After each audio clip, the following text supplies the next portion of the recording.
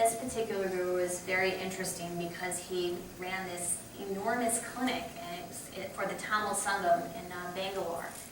And it didn't seem like much on the outside, but when you saw the number of people travel the distances that they did to kind of just see this guru, and his interventions, you know, the practices that he offered were actually very simple.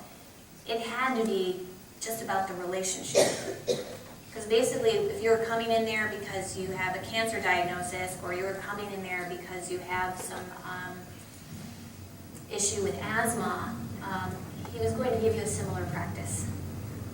And so it was just the act of kind of committing to this process and involving the rest of your environment, the family members, the spouse, whoever. Everybody had to do it together.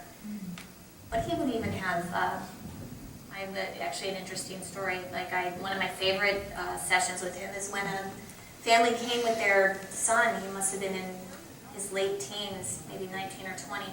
And he had the belief that he was a snake. And it was a kind of a spiritual piece. Like it had to do with the god Nagaraj, which is a snake god, and every time he'd go past this temple, he was a human until he'd go past this temple, and then he'd feel the need to writhe around on the floor like a snake. It's classic signs of schizophrenia. But the guru, in this very compassionate way, invited not just the patient, but the entire family to engage in a yoga process.